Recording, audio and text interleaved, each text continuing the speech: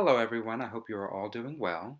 I'm Isaiah Jones, and today's presentation will be Cattle Call Audition or Psychotherapy Session, Michael Bennett and the Creation of a Chorus Line. There are many instances in the world of theater wherein the creators of the play or musical try to incorporate elements that allow their specific production to stand out. In many cases, the breaking of the fourth wall, where the actors speak and/or interact directly with the audience, is intertwined within the script to create more of a solid rapport with the characters. This age-old dramatic element can be traced back to the infamous asides written by Shakespeare, where before a character commits to an action, he or she looks at the audience to explain what they are about to do. See Richard III, or even further with the ancient Greeks.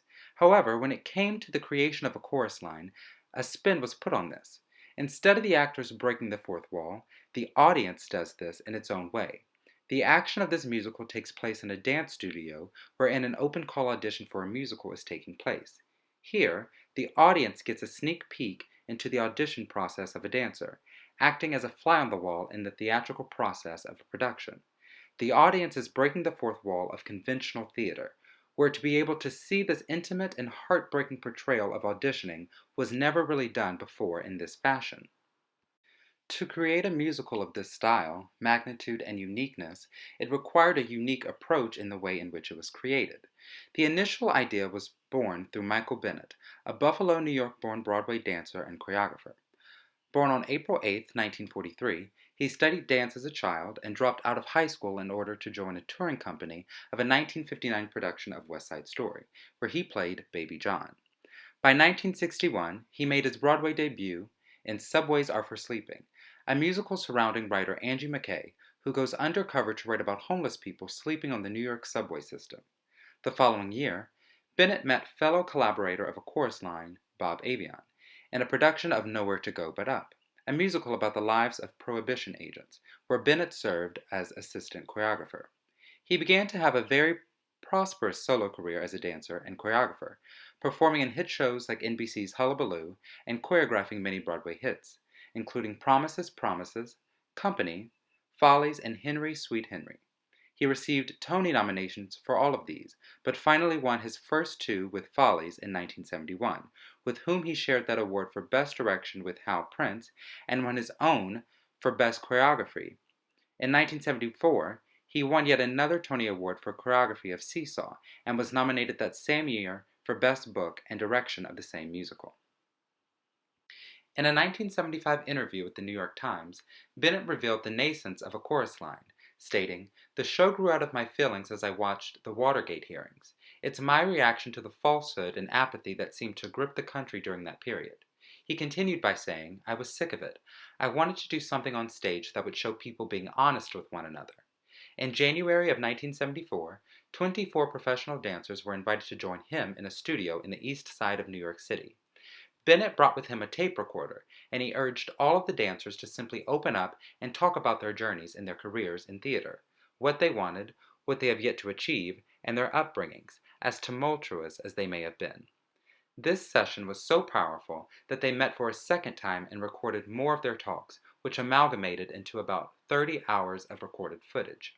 These sessions were so honest and lengthy due to the fact that, as Bennett recalled, dancers, are very open people. I think that's because they spend so much of their lives, from childhood on, practicing in front of a mirror. A dancer has to acknowledge strengths and weaknesses. A mirror doesn't lie.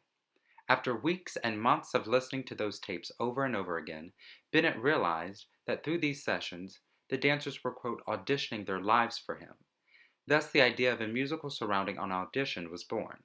Nicholas Dante was called as a co-creator for forming the script, and the Public Theater agreed to help produce through funding. Marvin Hamlish and Edward Clellion were brought on board to write the music and lyrics respectively.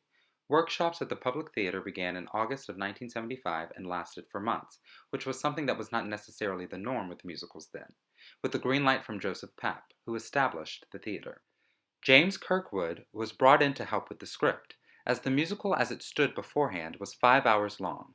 There were many versions of the book, about 6 to be exact, but they finally came to a point where it had finally accomplished what they were striving for, truth. In April of 1976, previews began and it officially opened in May.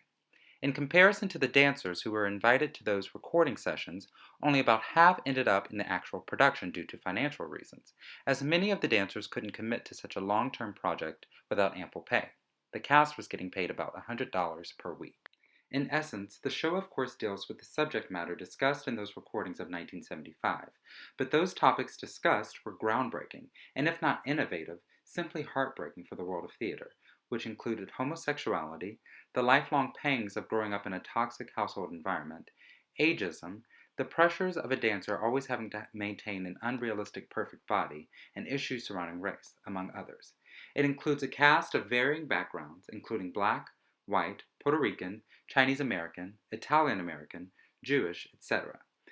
As aforementioned, the musical is set inside an audition, wherein 24 dancers are clawing at a chance to be in the chorus of a musical that only has 8 openings. During the opening number, I Hope I Get It, with its iconic Michael Bennett-esque musical theater jazz choreography, the director/choreographer, Zach, cuts 6 dancers, and the remaining 18 are asked to stay and not only go further in the audition process, but to talk as individuals about their lives. Some of the stories mentioned are Cassie, the once solo dancer in desperate need of a job; Paul, a young dancer who helplessly feared rejection of his family; Val, who was an excellent dancer but wouldn't get hired because of her looks; and Maggie, who endured a childhood within a toxic, broken family. This process of the dancers giving their own little biographies is not indicative of a real casting call for members of a dancing chorus, but collectively their stories are meant to represent the trials and tribulations of all dancers and the uncertainty of being in the theater industry. At the end of the play, after bearing their souls in front of their peers and the director, all but 8 dancers, 4 men and 4 women, are cut. For them, they must walk out of the studio and go on with their lives, presumably going to the next audition to redo this entire process all over again. Casting the remaining roles of a chorus line was of course very similar to this process.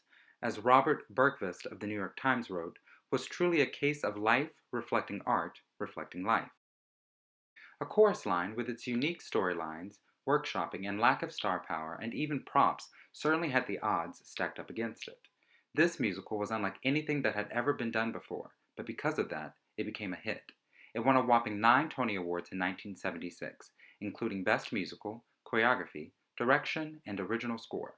In addition, individual members of the cast won as well, such as Donna McKechnie for her portrayal as Cassie, the once solo dancer whom Zach believes should not be auditioning for the chorus, but she simply needs this job, and Sammy Williams and Kelly Bishop for their portrayals of Paul and Sheila, respectively. This musical sheds light on the lives of dancers, but truly theater artists as a whole.